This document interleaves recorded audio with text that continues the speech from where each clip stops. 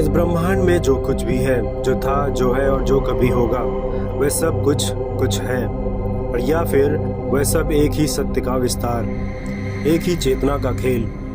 हजारों साल पहले जब विज्ञान का जन्म भी नहीं हुआ था, तब भारत की भूमि पर ऋषियों ने ऐसे प्रश्न पूछे जिनके उत्तर आज भी वैज्ञानिक खोज रहे हैं। उन्होंने कहा, यह संसार जिस पर तुम्हारी आंखें टिकती हैं, जिसे तुम देखते हो, वह अंतिम सच नहीं है। उस अंतिम सच को नाम दिया गया ब्रह्म, और उसी ब्रह्म से उत्पन्न हुआ एक सृजनकर्ता ब्रह्मा। लेकिन रुकिए, क्या ब्रह्म और ब्रह्मा एक ही है? क्या ब्रह्मा ही सर्वोच्च है? और अगर ब्रह्म निराकार है तो फिर सृष्टि बनी कैसे? आज की ये डॉक्यूमेंट्री सिर्फ एक कहानी नहीं है, यह एक यात्रा है, और एक ऐसी यात्रा जो आपको देवताओं से आगे और चेतना की गहराई तक ले जाएगी। यदि मैं आपसे पूछूं, इस समय आप क्या देख रहे हैं, आप कहोगे एक स्क्रीन, शब्द और आवाज। लेकिन यदि मैं आपसे पूछूं, आप कौन हैं, आप शरीर, नाम, विचार। लेकिन इसमें ऋषियों ने कहा, यह सब तुम नहीं हो, वह तुम हो जो इन सब को देख रहा है। हजारों साल पहले भारत के ऋषियों ने एक ऐसा शब्द दिया जिसे परिभाषित करना असंभव है। उन्होंने कहा, ब्रह्म। ब्रह्म कोई देवता नहीं, ब्रह्म कोई आकृति नहीं, ब्रह्म वह है जिससे सब कुछ उत्पन्न होता है और जिसमें सब कुछ विलीन हो जाता है।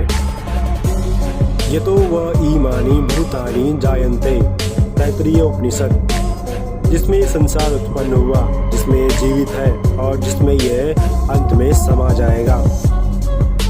जो शिष्य ने पूछा, गुरुदेव ब्रह्म क्या है? गुरुदेव ने उत्तर नहीं दिया। उन्होंने कहा, नेति नेति, अर्थात ये नहीं वह नहीं, जो दिखाई दे वह ब्रह्म नहीं, जो बदले वह ब्रह्म नहीं, जो जन्म ले वह ब्रह्म नहीं, जो नष्ट हो जाए वह भी ब्रह्म नहीं। तो फिर ब्रह्म क्या है? जो कभी बदला नहीं, जो सदा है, जो अभी है और जो सदा रहेगा।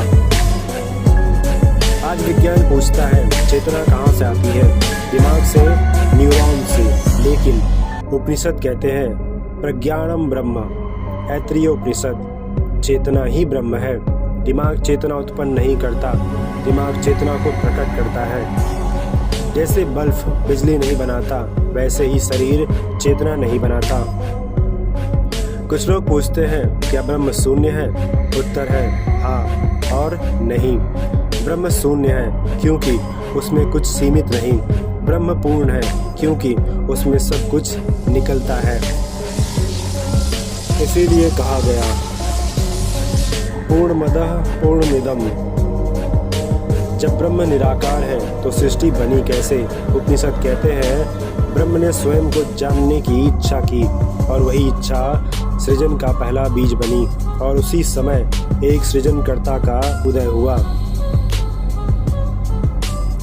सृष्टि से पहले ना समय था, न दिशा, न आकाश, न दिन, न रात, केवल था एक अनकहा मौन।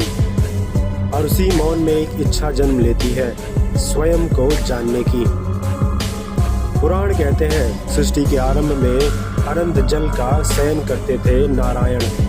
ना उनका आदि था ना अंत, और उनके नाभि से एक दिव्य कमल प्रकट हुआ। और ये कोई साधारण फूल नहीं था, ये था ज्ञान का गर्भ। और उसी कमल से प्रकट हुए ब्रह्मा, चार मुख, चार दिशाएं, चार वेद। ब्रह्मा केवल देवता नहीं थे, वह थे सृष्टि की चेतना। जब ब्रह्मा ने आंखें खोली तो उन्होंने कुछ दिखाई नहीं दिया, ना आकाश, ना पृथ्वी, केवल अनंत शून्य। और जब पहला प्रश्न उठा, मैं कौन हूँ, उन्होंने अपने जन्म को स्रोत खोजने का प्रयास किया। वह कमल की नाल में उतर गए, लेकिन अंत नहीं मिला। थक कर ब्रह्मा ने तप किया, और तभी एक दिव्य वाणी गूंजी, तप। केवल एक शब्द, और ब्रह्मा ने ध्यान किया, दीर्घ तप। तप के अंत में ब्रह्मा को दर्शन हुए।